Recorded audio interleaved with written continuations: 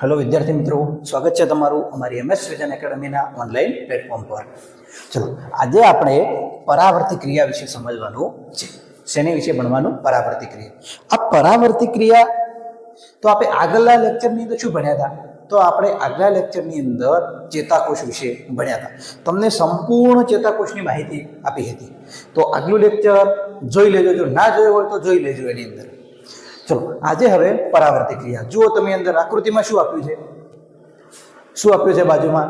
તો પરાવર્તી ક્રિયાઓ. પરાવર્તી ક્રિયાઓ કહેવાય કોને? જોઈ લો એકવાર આકૃતિઓ.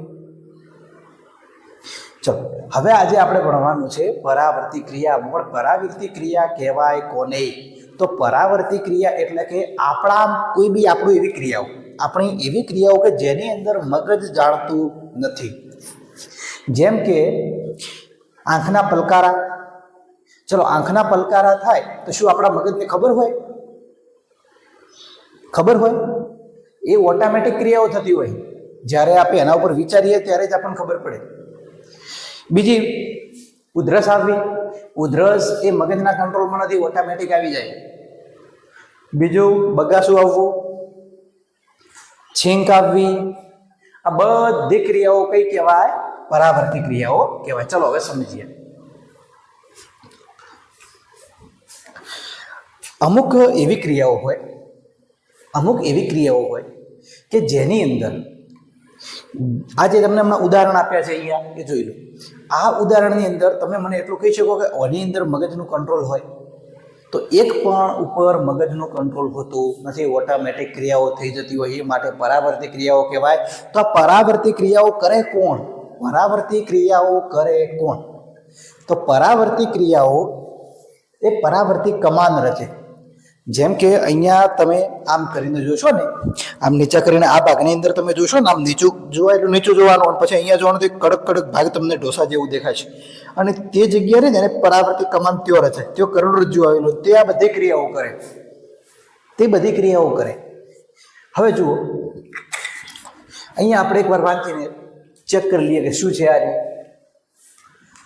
મગજના ઐચ્છિક કેન્દ્રોની જાણ વગર બાહ્ય ઉત્તેજના સામે દર્શાવાતા ઝડપી પ્રતિચારને પરાવર્તી ક્રિયા કહે છે. એટલે કે ચલો, આપણો હાથ કોઈ ગરમ વસ્તુને અડી ગયો તો તમે તાત્કાલિક હાથ પાછો લેશો. શું કરશો? તાત્કાલિક હાથ પાછો લેશો. અને પછી તમે વિચારશો કે હાથ પાછો લીધો કેમ? તો કે આ તો ગરમ છે, આ વસ્તુ તો ગરમ છે એટલે હાથ પાછો લીધો. પણ તમારો હાથ તમે જોયું નહીં હોય, વિચાર્યું એના પહેલા તાત્કાલિક હાથ ગરમ થયા. જેવો હાથ ગરમ છે તાત્કાલિક પાછો આવી જશે. આ ક્રિયા કોણ કરે? તો પરાવર્તી કમાન. પરાવર્તી આખું કમાન રચાય, કરોડરજ્જુ ક્રિયા કરે. સમજણ પડી આટલી? હવે એ આપણે આજે ડીપમાં ભણવાનું છે કે કઈ રીતે આપણે હાથ પાછો લઈએ. એ આજે ડીપમાં ભણવાનું છે. આ એક યાદ રાખજો કે મગજના ઐચ્છિક કેન્દ્રોની જાણ વગર બાહ્ય ઉત્તેજના સામે ઝડપી પ્રતિચાર આપતી ક્રિયાને પરાવર્તી ક્રિયા કહેવામાં આવે છે. ચલો આગળ બીજું, ઉધરસ એક એવી ક્રિયા થાય તો પરાવર્તી ક્રિયા કહેવાય. બગાસું, છીંક, આંખના પલકારા, ઉરોદર પટલનું હલનચલન. હવે ઉરોદર પટલનું હલનચલન કયો હોય? તો જ્યારે આપણે શ્વાસ લઈએ ત્યારે અહીંયા એક પડદો આવેલો હોય જેને ઉરોદર પટલ. તમે શ્વાસ લો ને, અંદર શ્વાસ લ્યો એટલે પડદો નીચે તરફ જાય, શ્વાસ બહાર કાઢો એટલે પડદો ઉપર તરફ આવે. તો એ ઉરોદર પટલ એ આપણા મગજના કંટ્રોલમાં નહીં, ઓટોમેટિક થતો હોય. બીજું, ઘૂંટણને આંચકો લાગવો. તમે ઘૂંટણને આંચકો લાગવો એટલે ઘણી વખત આપણે જતા હોય અને આમ ઘૂંટણની પગ આમથી આમ થઈ જાય, આપણે તાત્કાલિક આપણે સીધા થઈ જઈએ. એ ઓટોમેટિક આપણે કોઈ ઘૂંટણને આંચકો લાગવો એટલે તાત્કાલિક જતા હોય, અને કોઈ પગ ઉપર દબાણ આવે તો આપણે તાત્કાલિક કંટ્રોલ કરી લઈએ, બેલેન્સ કરી લઈએ. પછી આપણે વિચારીએ કે કેમ થયું આવું. બાકી પહેલાં ડાયરેક્ટ તાત્કાલિક જે આપણા શરીર ઉપર ઘૂંટણ ઉપર જે આપણે કંટ્રોલ કરીએ એને કહેવાય ઘૂંટણને આંચકો લાગવો. ગરમ વસ્તુ અથવા પિન લાગતા હાથ પાછો ખેંચવો. તમે ક્લાસમાં બેઠા હોય અને તમારો મિત્ર તમને પરિકરથી પોઈન્ટ લગાડે છે તો શું કરશો? તમે તાત્કાલિક આમ આરામથી બેઠા હોય છે, પણ જેવો પોઈન્ટ અડશે ને તાત્કાલિક આમ થઈ જશો.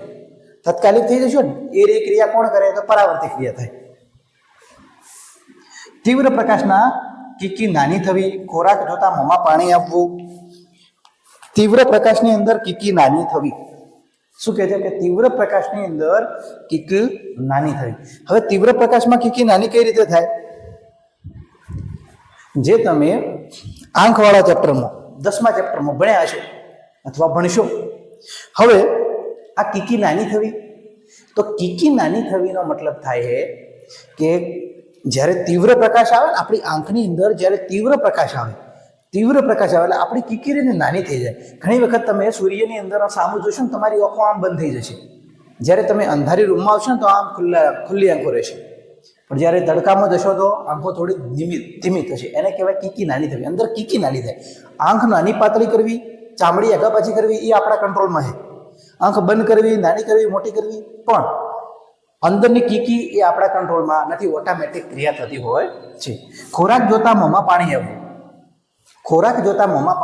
એ પણ પરાવર્તી ક્રિયા છે. ચલો હવે આપણે શું ભણવાનું છે? તો જુઓ આ બાજુ આકૃતિ બતાવી. આ આકૃતિ વિશે આપણે સમજવાનું છે. અને ચલો હવે આપણે થિયરી આગળ સમજીએ. હવે તમને હું આકૃતિ દોરતા શીખવું કે આકૃતિ કઈ રીતે દોરવી આ પરાવર્તન ક્રિયાની, પરાવર્તિત કમાનની. ચલો પહેલાં શું કરવાનું? એક અહીંયાથી ધનુષ આવે ને, રામબાણ ધનુષ, એ રીતનું દોરવાનું. એક ધનુષ્ય દોરવાનું.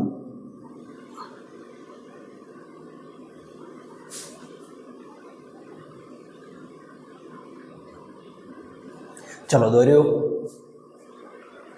હવે નીચેથી અહીંયાથી એક બીજું ધનુષ્ય દોરવાનું.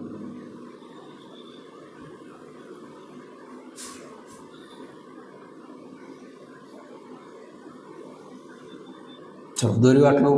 આમ છેડા અડાડવાના નહીં અત્યારે, પહેલાં આટલું દોર્યું. પછી અહીંયા આમ એક ત્રિકોણ ટાઈપ કરવાનું, અહીંયા પણ એક ત્રિકોણ ટાઈપ કરવાનું. હવે આના ઉપર ડબલ લેયર, એટલે કે અહીંયાથી દોરવાનું સ્ટાર્ટ કરવાનું, આટલે આવીને અટકી જવાનું. અહીંયાથી આમ સીધી લીટી લઈ લેવાની, અહીંયાથી ફરીથી દોરવાનું સ્ટાર્ટ કરવાનું, આટલે આવીને અટકી જવાનું. જો જઈ અને એક આ રીતનું બ્રેકેટ બનાવી દેવાનું અથવા ગોળાઈ આપી દેવાની. અહીંયા એક ગોળાઈ આપી દેવાની. આટલું કર્યું. આ ભાગમાં પણ એ રીતની ગોળાઈ જ આપી દેવાની. હવે અહીંયાથી જેવું ઉપર કર્યું એવું ને એવું નીચે કરવાનું.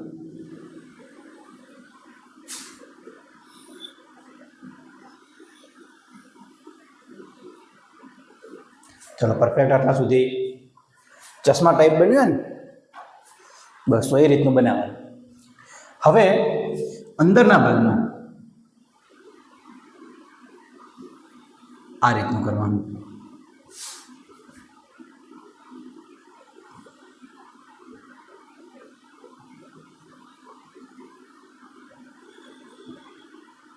આમ જોડ દેવાનું. કર્યું આટલા સુધી. હવે અહીંયા એક ભાઈ બેહારવાનો, એક ભાઈ દોર દેવાના.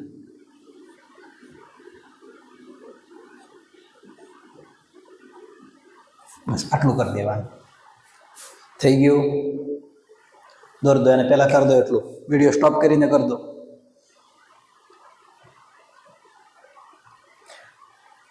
હવે અહીંયા એક હાથ દોરવાનું. શું દોરવાનું? હાથ.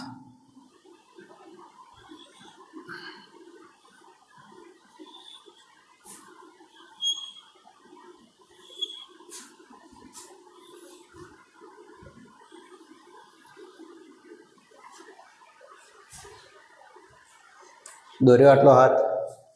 અહીંયા ગરમ પાણી દોરવાનું. ગરમ પાણીનું પાત્ર.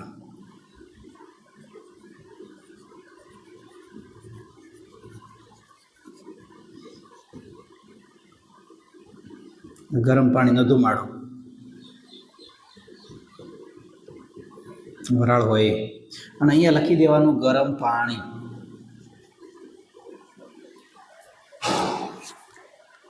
થઈ ગયું આટલું. હવે અહીંયાથી એક સંવેદી ચેતા નીકળે, તો એક ચેતા દોરવાની.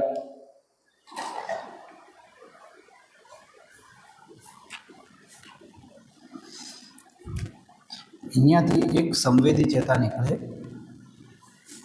જે ચેતા ડાયરેક્ટ આની અંદર જાય, આટલા સુધી જાય.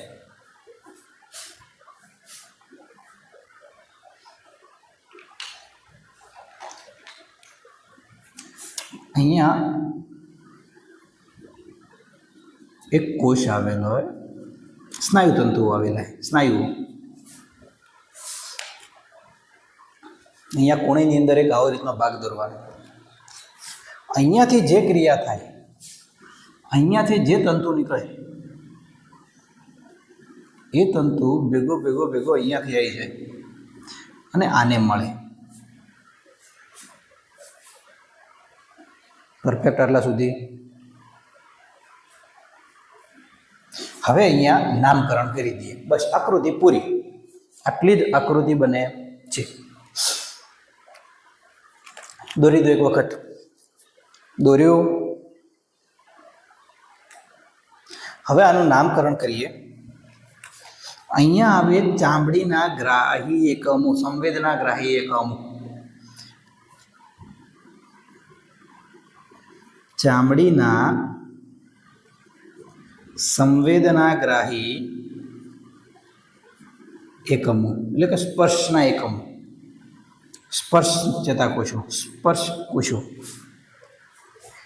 આ હાથની અંદર, ચામડીની અંદર આ કોષો આવેલા હોય. અહીંયા લખવાનું સંવેદી ચેતા. આ ભાગ રહ્યો ને, આ ભાગનું નામ છે સંવેદી ચેતા.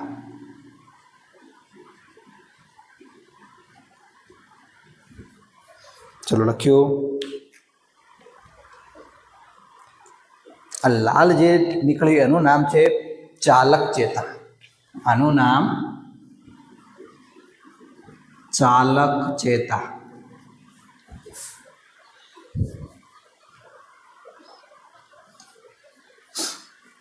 આ જે આપણે દોર્યું ને, આ જે દોર્યું, આ આપણા કરોડરજ્જુનો ભાગ, જે હમણાં તમને કહ્યું હતું ને કે આ જે અહીંયા જે ભાગ આવે ને, કડક ઢોસા જેવો ભાગ લાગે નીચું ગાલો એટલે, તો એ રહ્યો એ ભાગ, આ એ રહ્યો ભાગ દોર્યો, જેને કરોડરજ્જુ કહેવાય.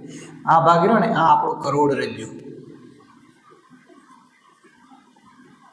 કરોડરજ્જુ એટલે આખે આખું છે. તમે અહીંયા લખશું તો પાછા આટલું જ ગણીશું. આખે આખો ભાગ રહ્યો ને, આખે આખો ભાગ, એનું નામ છે કરોડરજ્જુ.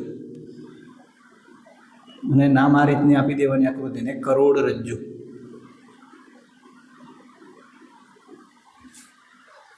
લખ્યું આટલા સુધી.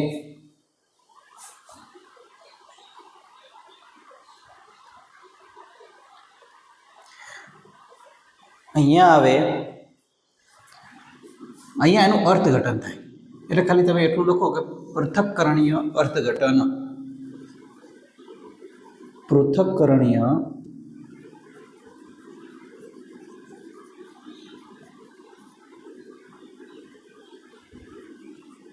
પૃથક્કરણીય, એક જ મિનિટ સુધારી દઉં. પૃથક્કરણીયમાં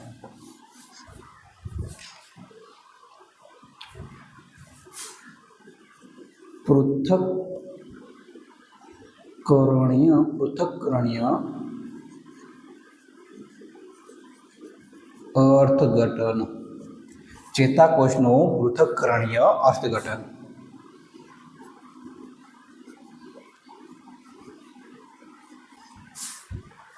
પૃથક્કરણીય અર્થઘટન લખ્યું. અહીંયા આવે પ્રતિચારક અંગ. આ ભાગ રહ્યો ને, આ સ્નાયુ કોષો છે આપણા, જે પ્રતિચારક અંગ. પરફેક્ટ આટલા સુધી. ચલો તો હવે આપણે સમજીએ આકૃતિને. હવે આ આકૃતિ કે છે શું, તો હવે સમજવાનું સ્ટાર્ટ કરીએ. કે આ આકૃતિ રહી ને, જે તમને બતાવેલી છે, એ આકૃતિ શું રચે છે? અહીંયા આ આખે આખું શું રચે છે? તો આ આકૃતિ આખે આખું એક પરાવર્તી કમાન રચે છે. શું રચે? પરાવર્તી કમાન. હવે સમજાવું તમને કે જ્યારે આપણો હાથ કોઈ ગરમ વસ્તુ, આ ગરમ પાણીવાળું પાત્ર, એટલે એને હાથ અડકશે એટલે હાથ દાજશે. હાથ દાજે કે ના દાજે? તો હા, હાથ દાજે. તો આને જ્યારે આપણો હાથ અડકે એટલે આપણે તાત્કાલિક, ચલો આ મારી આ પેન રહી બ્લેક પેન એ ગરમ વસ્તુ છે, મારો હાથ અહીંયા હાથ અડશે તો તાત્કાલિક લઈ લઈશ, તાત્કાલિક હાથ લઈ લઈશ, પછી ચેક કરીશ કે શું હતું અને શું ગરમ લાગ્યું એ પછી ચેક થાય. પહેલા હાથ ઓટોમેટિક દૂર જતો રહે.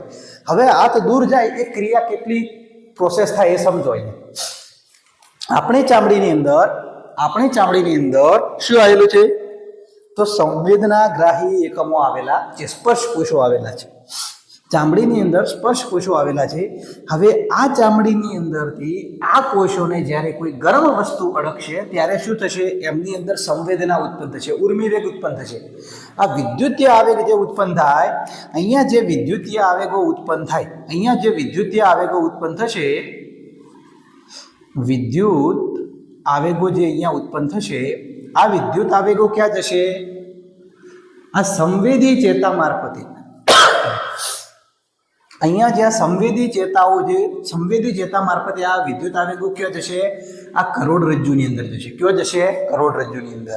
કરોડરજ્જુની અંદર આ જે અહીંયા દોર્યું છે ને, આને કહેવાય પૃથક્કરણીય અર્થઘટન. એટલે કે અહીંયા જે ચેતાકોષનું પૃથક્કરણીય અર્થઘટન, આપણો જે આખો ચેતાકોષ છે એ સીધો કયો આવશે? અહીંયા આવશે.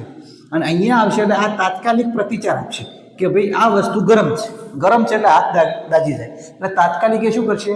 આ જે કોષ છે ને ચાલક ચેતા મારફતે આ જે વિદ્યુતીય આવેગોને કયો મૂકશે? આ પ્રતિચારક અંગ પાસે મૂકશે. કયો મૂકશે? પ્રતિચારક અંગ. તો આ પ્રતિચારક અંગ કયું? આપણા શરીરનું? તો પ્રતિચારક અંગ એટલે ચલો આપણો હાથ છે, આ હાથને મારે ઊંચો કરવો હોય, તો શું થશે? અહીંયા જે સ્નાયુઓ રહેલા છે આપણા, આ સ્નાયુઓ શું કરશે? હાથને આમ ઊંચો કરશે. શું કરશે? ઊંચો કરશે. આ હાથ આમ છે, હવે આમ હાથ છે, આ હાથને મારે આ બાજુ ઊંચો કરવો છે, તો શું કરશે? અહીંયા જે સ્નાયુઓ રહ્યા ને એને આમ ખેંચીને હાથને ઊંચો કરશે. એટલે અહીંયા કને પ્રતિચાર આપ્યો? આ જે ચાલક ચેતા રહે ને એને આ સ્નાયુઓને પ્રતિચાર આપ્યો. કોને આપ્યો? આ સ્નાયુઓને આપ્યો. હા, આપણા હાથના સ્નાયુ છે અને સ્નાયુને પ્રતિચાર આપ્યો કે તાત્કાલિક હાથ હટાવી લે, અહીંયાથી હટાવી લે, નહીં તો હાથ દાજશે. એટલે આપણે તાત્કાલિક હાથ આપણે શું કરશે? લઈ લેશે. હવે આ ભણતા આટલી વાર થાય, થી પણ શું આટલી પ્રોસેસને આટલી વાર થશે? આટલી વાર? તો કે ના થાય સાહેબ, વાર આટલી શું થાય? આટલી વાર થાય નહીં. કેમ?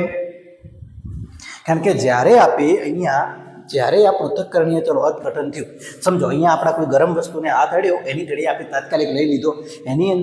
એનું કારણ શું? કારણ કે એટલા જ સમયની અંદર જેટલી વારમાં આપણે આમ હાથ અડ્યો તાત્કાલિક લઈ લીધો, એ કેટલા સમય થયો? તો અહીંયાથી જ્યારે સંવેદી ચેતા ઉત્પન્ન થઈ તે ફટાફટ કયો ગઈ? આની અંદર એની કરોડરજ્જુની અંદર ચેક થયું તો કે હાથ બસ ગરમ વસ્તુને અડ્યો છે, ત્યાં ચેક થયું અને તાત્કાલિક સંદેશો મોકલ્યો કે ભાઈ હાથ હટાવી લે. એટલે ફટાકથી આને હાથ શું કર્યો? હટાવી લીધો. આપણો હાથ દૂર થઈ ગયો.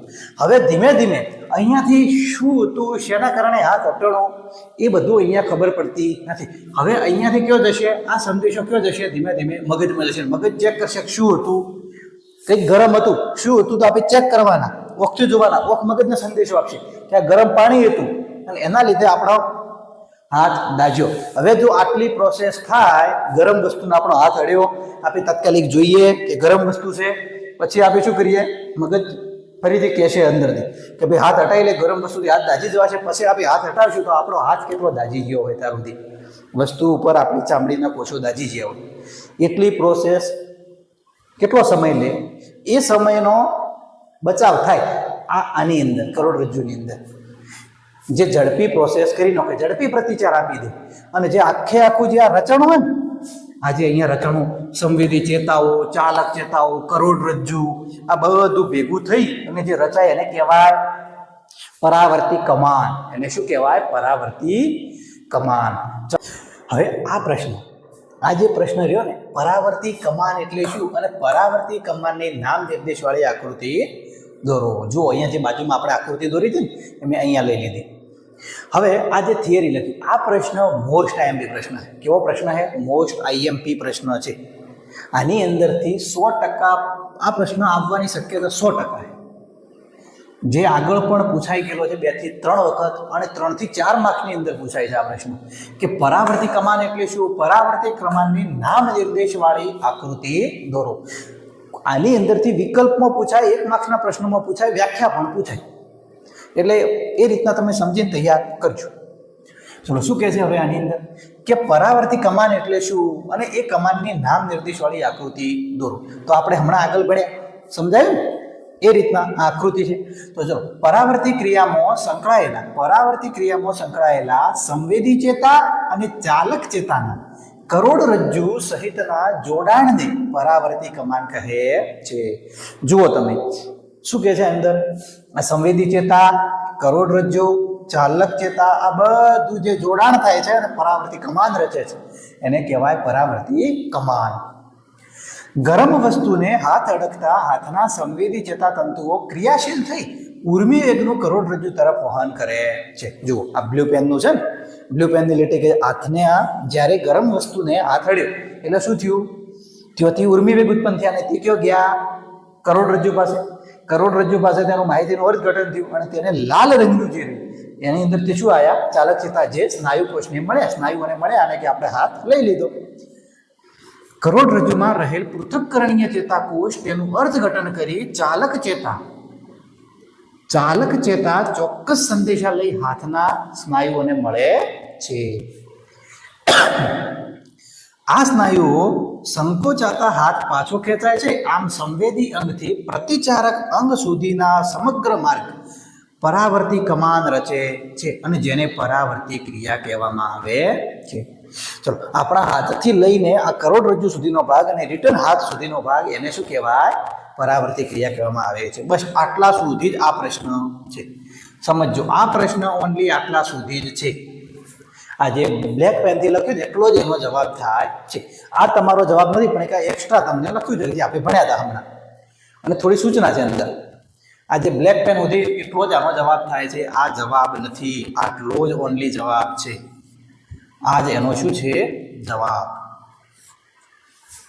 ઓકે ચલો અહીંયા જે આ વિડીયો હમણાં લીટી કરેલી એટલા માટે છે કે અહીંયા વિડીયો ઉતાર્યો હતો અને અવાજ કપાણો હતો એટલે મારે ફરીથી એડિટિંગ કરવો પડ્યો.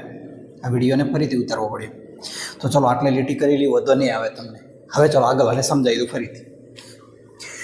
આજે આટલા સુધી જવાબ છે, આટલા સુધી જવાબ છે. પણ આ આગળ રહ્યો ને એક એક્સ્ટ્રા સમજણ આપેલી છે કે પરાવર્તી ક્રિયાની સરખામણીમાં વિચારવાની ક્રિયામાં ધીમો પ્રતિચાર મળે છે. એટલે સમજો પરાવર્તી ક્રિયા તો ઝડપી થઈ જતી હતી પણ આપણે વિચારવું પડે કેવી ક્રિયા છે. આપણા હાથથી સંદેશો કરોડરજ્જુ સુધી જાય, કરોડરજ્જુથી મગજ સુધી જાય, મગજ ચેક કરે કે આ કઈ વસ્તુ છે, કઈ વસ્તુને અડવાથી આપણો હાથ બળે છે. તો એ ઓખને કહેશે, ઓખ ચેક કરશે, મગજને ચિત્ર મોકલ છે, મગજ એને પણ ચેક કરશે પછી કહેશે કે ઓકે ગરમ વસ્તુ છે હાથ લઈ લો ને કે દાજી જવાશે, એટલા માટે હાથ આપણે લેવો પડે. બસ આટલી સમય લે તો એ કેટલો સમય લાગી જાય, હાથ આપણો મોસ્ટ ઓફલી દાજી ગયો હોય. હવે કરોડરજ્જુ શું કરે, તાત્કાલિક કહે છે ભાઈ ગરમ લાગ્યું છે હાથ લઈ લો, કંઈક ગરમ છે એ ચેક નહીં કરતું, એ ઓનલી ઝડપી પ્રોસેસ કરે. વિચાર કરવો તે એક જટિલ પ્રક્રિયા છે. હવે વિચાર કરવો જટિલ પ્રક્રિયા છે અને એના કેન્દ્રો અગ્ર મગજમાં. હવે આ તમે સમજાવી શકશો મને કે વિચાર કરવો એ જટિલ પ્રક્રિયા, કઈ રીતે વિચાર કરવો એ જટિલ ક્રિયા છે? તો વિચાર કરવો એ જટિલ ક્રિયા એ ટાઈપ છે કે તમારી પાસે તમારા શાળાના સાહેબ ચલો ફી મંગાવી, કોઈ બી પૈસા મંગાયા તો તમે શું કહેશો? હું તમને ચલો તમારા શાળાના સાહેબ તમને એમ કહે કે ભાઈ કાલે 2000 રૂપિયા લેતા આવજો, તમે શું વિચારશો? કેમ મંગાયા હશે સાહેબે પૈસા, શું કરવા હશે, એમને ફી તો અમે ભરી દીધી છે તો હવે શું કામ મંગાયા હશે? આટલી બધું વિચારો કે ના વિચારો. પછી તમે મગજ તમારા મોઢાને કહે છે, તમારા મોઢું પછી પ્રશ્નો આપવાની શરૂઆત કરે સાહેબ આગળ સીધા. હવે એ બધી ક્રિયા ને જટિલ ક્રિયા, એ ટાઈપ એને જટિલ ક્રિયા કહેવામાં આવે. તે શરીરના વિવિધ ભાગો પાસેથી માહિતી મેળવે, અર્થઘટન કરી અને સૂચના ચાલક ચેતા દ્વારા પ્રતિચારક અંગ સુધી વહન પામે છે. આમ વધારે સમય લે છે. એટલે કે મગજ શું કરે, તમારે કોઈ આપણા શરીરના દરેક ભાગ પાસેથી સંવેદી ચેતા દ્વારા માહિતી મેળવે, પછી એને સમજે, એનું અર્થઘટન કરે, પછી ચાલક ચેતા દ્વારા એ સંદેશો મોકલે કે ભાઈ આ ક્રિયા કરવાથી આમ થશે, એવું કરતા નહીં. અને આપણો કોઈ બી હાથ હોય કે ગમે તે શરીરને દૂર કરવાનો, એ ભાગને દૂર કરવાનો, એ વસ્તુથી દૂર રહેવાનો સંદેશ મોકલે. જ્યારે પરાવર્તી ક્રિયામાં જ્યારે પરાવર્તિત ક્રિયામાં સૂચના કરોડરજ્જુ દ્વારા આપવામાં આવે છે અને તેથી મગજથી અંગ સુધીના ઉર્મિવેગનું વહનનો સમય બચે છે. સમજો કે આ પરાવર્તિત ક્રિયાની એની અંદર સૂચના કોણ આપે? આપણું કરોડરજ્જુ આપે સૂચના. હા, તો કરોડરજ્જુ સૂચના આપે તો એ તો ડાયરેક્ટ અહીંયાથી ચલો આટલા સુધી ગઈ છે, આટલાથી સૂચના આટલા સુધી ગઈ, ત્યાંથી રિટર્ન થઈ ગઈ. જ્યારે અહીંયા તો આટલા સુધી ગઈ, મગજમાં ગઈ, મગજમાંથી આંખમાં આવી, આંખમાંથી મગજમાં ગઈ, ફરીથી સૂચના સેટ હાથમાં આવી, આટલી પ્રોસેસ થઈ જાય. તો કે આટલા સુધીથી જે આટલો જ સમયગાળો હતો એ આટલેથી અને આટલા સુધીનો સમયગાળો બચી ગયો કે ના બચી ગયો? તો એ સમય બચે છે. ચલો હવે સમજણ પડી છે કે આ શું કહેવા માંગે. તમારા પ્રશ્નનો જવાબ ઓનલી આટલો જ છે. આ પ્રશ્ન આઈએમપી છે, આનો જવાબ આટલો જ છે. તો ચલો મિત્રો, દરેકને એટલી વિનંતી કે હવે સબસ્ક્રાઈબ, લાઈક અને શેર આટલું ભૂલતા નહીં.